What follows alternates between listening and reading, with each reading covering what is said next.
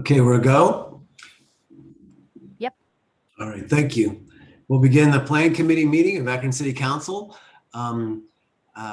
First order of business, roll call, Ms. Viviano. Fusco. Aye, present. Hamer. Aye. Swirsky.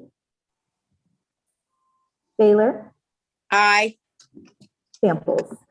Here. All committee members are present except for Swirsky. Thank you. At this point, I'd like to ask for a approval of the minutes of the previously held meeting is emailed. Is there a motion for approval of the minutes? Motion to So approve moved. the minutes. Very good. Second. I heard a second and a motion. All those in favor signify by saying aye. Aye. Thanks. Okay, very good. And against? Okay, very good. We do have one item that's up for a public hearing today. I will go through the motions of explaining it, although I don't believe we have anyone before us to testify today, but the procedures are that we will get a report from the planning department, after which we will swear in anyone who wishes to speak, open up a public hearing, receive comments from the public hearing, and then we will close the public hearing up, and we will then forward concerns, questions to anyone from the committee and then to all of council. And then we'll repeat that procedure this evening at 7 o'clock. And of course, all those are invited to come back at 7. And we will have another public hearing, after which we will make a recommendation to all of council. So we've taken care of that bit of business. So the first item that's a public hearing, I believe today, is the ordinance approving the 21 Consolidated Annual Action Plan, including applications and certifications for the Community Development Block Grant and the Home Investment Partnership and Emergency Solutions Grant programs, authorizing the Director of Planning and Urban Development to enter into necessary contracts. So with that, I will now get a description from our Mr. Mulhauser, I believe, is here in reference to this. Although I'm going to ask our law person, does Mr. Mulhauser need to be sworn in? Yeah, we can swear in anybody that's going to be speaking. Okay. If anyone wishes to speak during this public hearing, please raise your right hand. Do you swear or affirm that the testimony you're about to give is the truth? If so, please say I do. I do. I do. Thank you. Thank you. Very good. Okay. Now that's read in and we're sworn in, we are ready to receive the report. Mr. Mulhauser and Ms. Toman. Yeah, thank you. Good afternoon, members of the Planning Committee. The City of Akron's 2021 Annual Consolidated Action Plan prioritizes Federal Department of Housing and Urban Development spending, including Community Development Block Grant funding, Home Investment Partnership Grant funding, and Emergency Solutions Grant funding. The 2021 plan represents the second year of the 5-year consolidated strategy and plan for 2020 to 2024. A total of approximately $8.4 million is budgeted to carry out the 2021 annual action plan. Funding essentially stayed the same from 2020. The 2021 plan has among its recommendations the following initiatives: continuing to support the rehabilitation of existing housing, new housing construction, infrastructure improvements, improvements to public parks, and the removal of deteriorated housing. Emphasizing business development opportunities, primarily focusing on Great Street program areas. Continuing support of nonprofit community housing development organizations, supporting minor home repair programs operated by the City of Akron and Rebuilding Together, providing funding to assist in the operation of local emergency and transitional shelters, supporting public services programs, and supporting community garden programs. The consolidated strategy includes a narrative describing the housing needs of low-income families, homeless families, and others with special needs who require supportive services. The consolidated action plan includes a 1-year budget for applying available resources to the needs identified. The Department of Planning and Urban Development recommends approval of the 2021 Consolidated Action Plan, Community Development Block Grant, Home Investment Partnership, and Emergency Solution Block Grant programs. And consent agenda is fine for this action. Thank you. Thank you, Mr. Mulhauser. Very good. With that, we'll open up the public hearing and ask if there's anyone here wishing to speak in favor of the Consolidated Action Plan. Anyone in favor? Anyone? Okay, not hearing anyone. And ask if there's anyone against. Anyone against? Anyone? Done that 3 times for the record. And now we will close the public hearing portion and we will open it up to questions from the committee. My first question is what's the funding differences between this and last year? A grand total of 40,000 less. So it's essentially the exact same funding as last year, 40,000 in CDBG. I believe there was a 5,000 difference in the home funds, but essentially the same amount. Gotcha. Okay. In terms of the various entities that are, I see Great Streets, housing, public services, etc. Within this budget here, is there differences between this and last? The primary difference is taking less out of the demolition pot and putting that into the rehabilitation pot. That was about a difference of $400,000 in demolition to be reduced. It was 700,000 last year. It's at 300,000 this, or yeah, 300,000 this year, 700,000 last year. And that allocation was put into the neighborhood revitalization and sustainability category, which increased from 700,000 last year to 1.2 million this year. That was the primary difference. Habitat for Humanity was reduced slightly just because in talks with them, they are expecting to do 1 less house than last year, so they require less funding. What else? And the public improvements were slightly reduced in Great Street program areas from last year. And essentially, other than that, it's about the same amounts as last year for allocations. How much do we put toward the rental for tenants, rental, and so on and so forth? Funding for that to help? For the, okay, Helen, you want to answer? Yeah, so for the 2021 program only with these funding sources, we're looking to approximately set aside about $200,000 of home funds for rental assistance. That does not include all of the CARES Act money and the American Rescue Act dollars that we are going to receive. But for this pot of money, it's $200,000. Is that what it was last year? Correct. Okay, same amount. Okay. Mhm. Okay. And of course, we're waiting to hear what that commitment will be with those other 2 funding sources, correct? The council passed the 2019 amendment to the consolidated plan.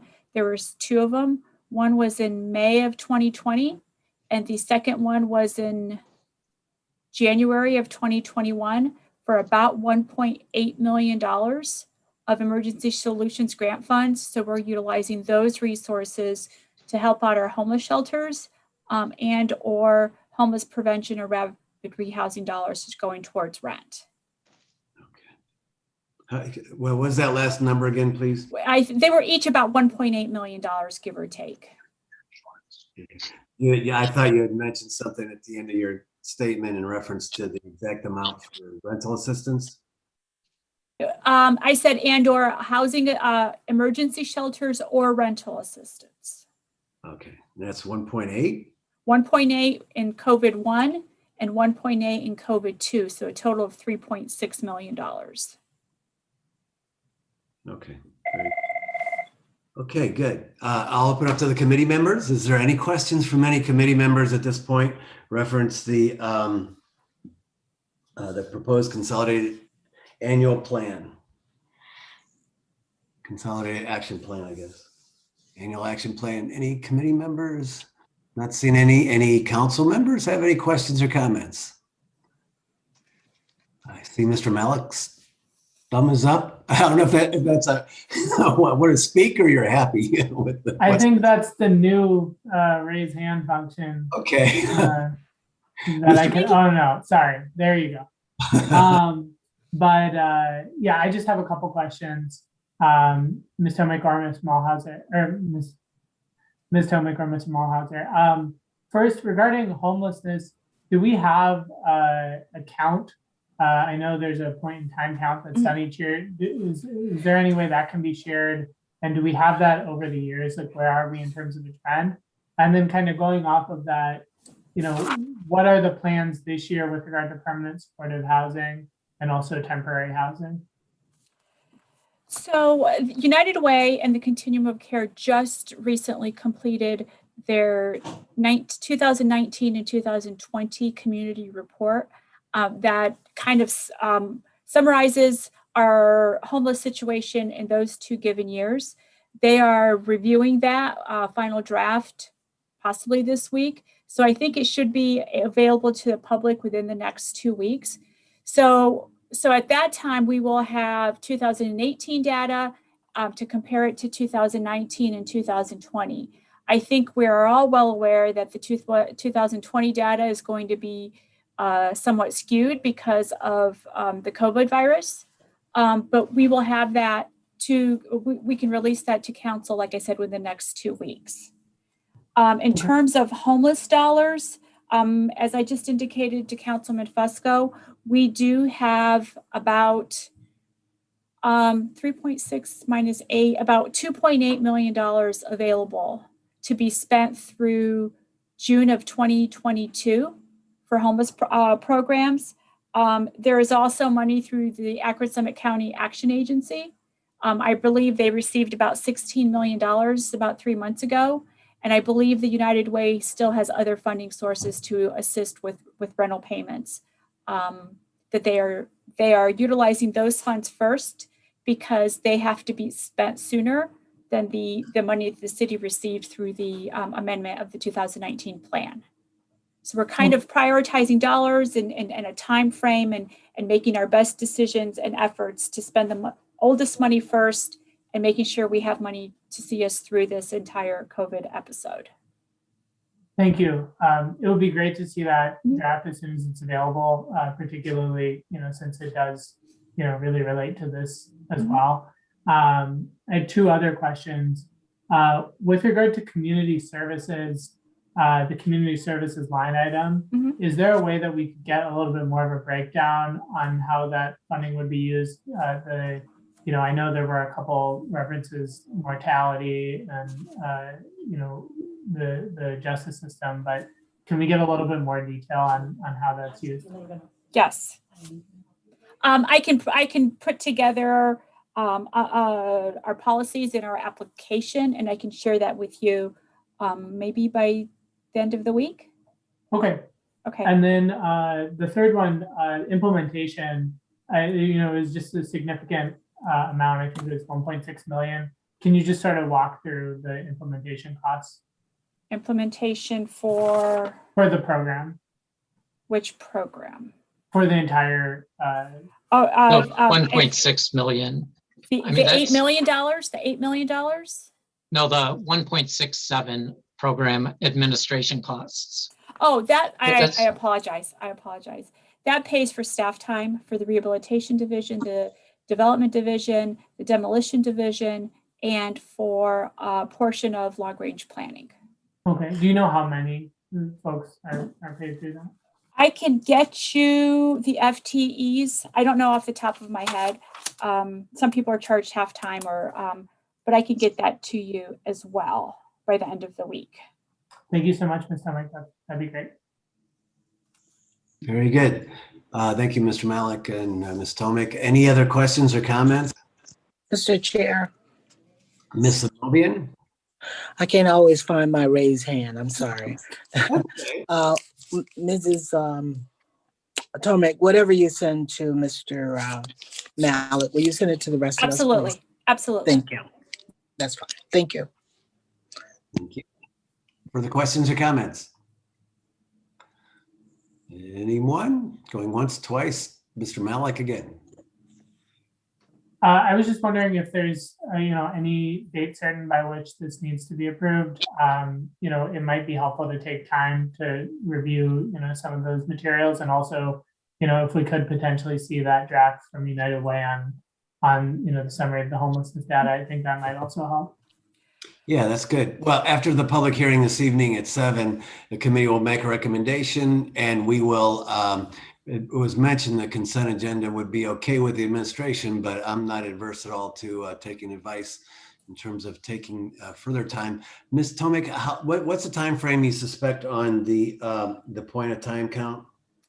So a couple comments. First, the application due to HUD is officially due today. HUD usually gives us 60 days to do all of our outreach and putting the application together. This year, they gave us 33 days. So we are okay with, waiting another week. And I did tell our HUD representative that it'll probably be another week before we send it out to him. And we could even go possibly another 2 weeks, but I wouldn't go beyond that. But officially it's due today. So the community report, they are, like I said, just doing general review, making sure, all the I's are dotted and T's are crossed. I'm hoping to get it out by Friday. To working with United Way, making sure everybody approves it by Friday, and then we can get it in your boxes either Friday or by next Monday. Very good. Thank you, Ms. Tomic. Thank you. Further questions or comments? Okie doke. Well, hearing none, we will move on to the balance of the agenda. Okay. I'm going to recommend that we just take time on 2 through and including, I guess, 6. Item number 7, unfortunately, we have to file that particular item. I'm under the impression, I've been told by the zoning administrator that they have withdrawn that proposal. Mr. Antonucci, so motion to file item number 7. I'll make a motion. Is there a second? Oh, second. Thank you. All those in favor signify by saying aye. Aye. Yes, okay, very good. Okay, we do have a few items though. They're up for public, that will be up for public hearing that under new legislation.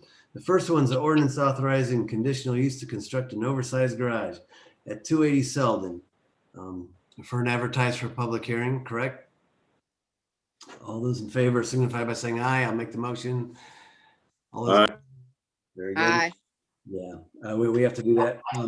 The third item on our new list of legislation is ordinance authorizing conditional use to place a rooftop sign at 1670 Firestone Parkway. This is going to be up for public hearing on May 10th. Item number 4, authorizing conditional use to expand a scrap and salvage business at 655 West Wilbeth, declaring emergency. This is going to be up for public hearing on May 17th.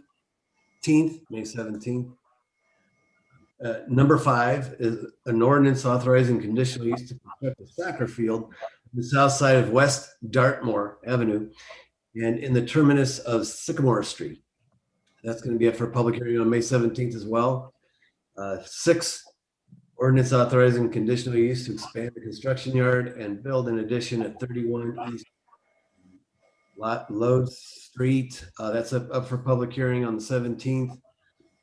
Item number 7 is ordinance authorizing a conditional use to construct a car wash at 497 East Waterloo. That's up for public hearing on May 24th.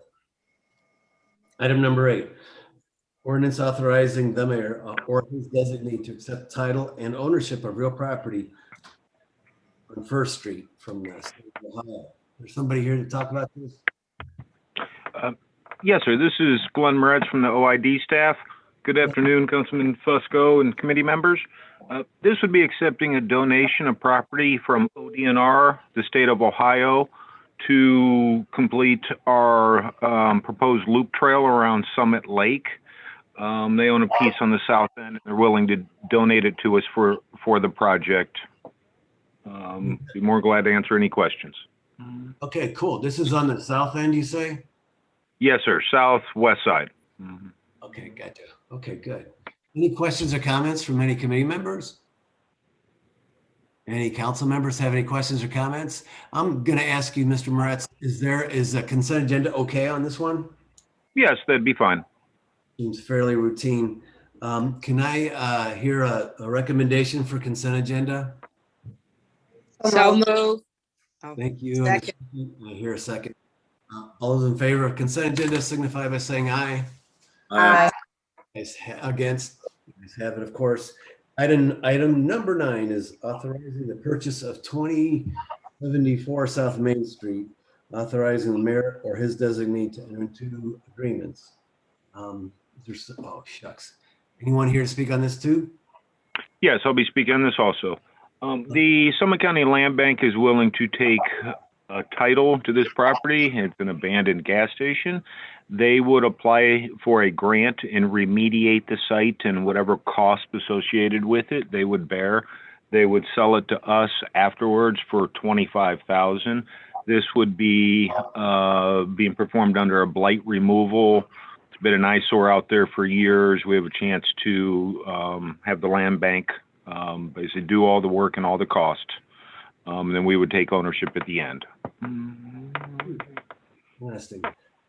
Questions are, and they are going to handle the remediation portion? Yes, all of it. Okay, that's intriguing. Is there, do we know if there's any storage tanks? At this point, it's not known. I do not know, but if there are, and they need to be removed and all the buster reports, they will perform all of that. Gotcha. Mr. Kamer, I see your hands up. Thank you, Mr. Chairman. This is in Ward 7. I just want to say thank you to everybody involved to move forward with this. I know I've been on council 10 years now, and this has been a vacant gas station since I started. It's been vacant even several years before I got on council. So I just want to thank everybody that's involved, that we are moving forward, and I appreciate it. And I'm on board. Thanks. Thank you, Mr. Kamer. Would you like your name added? Yeah, I'll do that. Thank you for asking. I appreciate that. Yes, Mr. Kamer, certainly. Ms. Viviano, I'm sure you noted that. Thank you for that. Any further questions or comments? Is consent okay? Or Mr. Yes. Kamer want to move forward with this, or is consent okay? Consent is okay. Consent, okay, good. Is that a recommendation then I hear from you, Mr. Kamer? Yeah, I'll make that recommendation for consent agenda. Cool, cool. Okay. Is there a second? Second. Thank you. All those in favor of consent agenda signify by saying aye. Aye, aye. Aye. Against? Thank you. The ayes have it. Thank you, sir. Okay, 10. This is approving the addition of property located in the Copley Township, Summit County parcel 15008514 to the Copley Akron Joint Economic Development District, authorizing the mayor or his designee to amend the Copley Akron JED agreement to include this parcel. Good afternoon, Mr. Chairman and Planning Committee members. The legislation before you is a request for the property located at 579 and 599 Amber Lane to be added to the Copley Akron Joint Economic Development District. Tuscan Ridge Development Company owns the land. The property contains approximately about 7.43 acres of property. Copley Township Board trustees approved the property be added to the JED and connected to city utilities. Now we're requesting Akron City Council's approval to add this property to the Copley Akron Joint Economic Development District. Thank you. Okay, very good. Thank you. Mr. Westcott, is there questions or comments? I assume later on, whenever the utility would be, we would see legislation in the service committee, correct? Hookup and all that and expenses. If that's the actual process, yes. Yeah. Okay, just for some of our newer members, just wanted to let them know. Questions or comments from any committee members or council members? Is that Mr. Mallett? Thank you, Mr. Chair. And thank you, Mr. Westcott. I guess, do we have any sense of what the costs for, connecting city lines to a development there would be, and sort of, what the break even would be in terms of, how many years down the road in terms of income tax? I don't have, we can get back to you on those costs.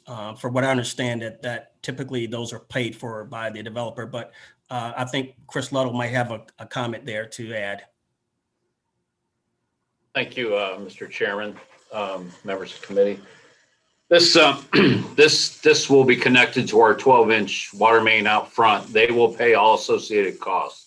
So this project, for our tap-in fees, there'll be 10 water meters, and all inspection costs is around $82,000, and that will all be bared onto the developer for this project. We will not have any cost associated with that, and then we will have obviously new water customers. Thank you very much, Mr. Ludlow. You're welcome. Thanks. Thank you. Further questions or comments? Anyone? Okay, cool. Mr. Westcott, consent okay? Consent's fine. All righty. Recommendation for consent? So move. Second. All those in favor signify by saying aye. Aye. Against, the ayes have it. Thank you. Item number 11 is ordinance approving the addition of property located in Coventry Township, Summit County parcel 190250808 to the Coventry Akron Joint Economic Development District, authorizing the mayor or his designee to amend the Coventry Akron JED agreement to include the Summit County parcel. Mr. Westcott, I assume you're here on this one too. That's correct. Thank you, Mr. Chairman and committee members. The legislation before you is a request for Riverside Alliance Church and Gospel Tabernacle to be added to the Coventry Akron Joint Economic Development District. The address of the property is 2433 South Main Street, and it contains about 9.37 acres. Coventry Township Board of Trustees approved the property to be entered the JED and connect to water service. We're requesting your approval to add this parcel to the Coventry Akron JED. Thank you. Very good. Thank you, sir. Thank you. Questions or comments? Questions? Is consent okay? That's fine. Mr. Malik? Thank you. Just have the same question, reference any costs. Sure. This project, Riverside Alliance Church, is one of our projects that water worked with the Ohio EPA. So the church was on a well, and it was identified as a public water system. And since we have a water main right out front, it's 12-inch also, it was installed in 2008. We proposed that they connect to our water main. And there again, this was principal forgiveness for the project. It's about a $40,000 project, and the Ohio EPA paid half of this project. So the church paid a portion, and then we also contributed a portion of this project, a small portion of this project. And then we gained we obviously gained another customer, but we did eliminate one public water system, which we've been working with the EPA very closely on this. And actually Mayor Horgan went to Columbus a few years back and lobbied to keep doing this to help the EPA, because every time there's a public water system, there's an inspection every year. They have to meet all the requirements. So in this project, also in that allotment of the project, they will have to abandon their well, which they will do in this project. Thank you very much, Mr. Ludlow. It's informative as always. Yeah, Mr. Ludlow, from what I understand, the EPA, they kind of put out an edict a couple years ago that they wanted all those systems eventually and sooner than later taken off, correct? And You're exactly right, sir. Yes. I remember reading that one. Thank you for that. Further questions or comments? Questions, comments? None. Consent agenda okay, Mr. Westcott? That's correct. Okay, good. Is there a motion for consent? So move. Second.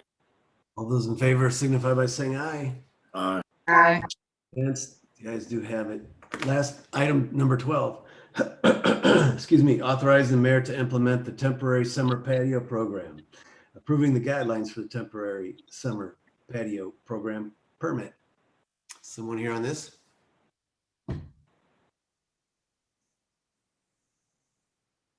Somebody? Anybody here on this? Mr. Chair, I'm not sure who was supposed to speak on this one, but I'll see if I can find out. Okay, very good. Thank you, sir. I can only make assumptions about it and I don't want to do that. So I think it's better just to go ahead and accept a motion to refer this item. So move. Your second? Second. All those in favor of referring this item signify by saying aye. Aye. Let's have it. Thank you all. And so with that, we're adjourned. Thank you. Turn it back over to you, Ms. Viviano. Okay, our next committee meeting for the day will begin at 2 o'clock, and that's the Public Service Committee. Those committee members are Samples, Hamer, Swirsky, Lombardo, and McKittrick. And again, that will be at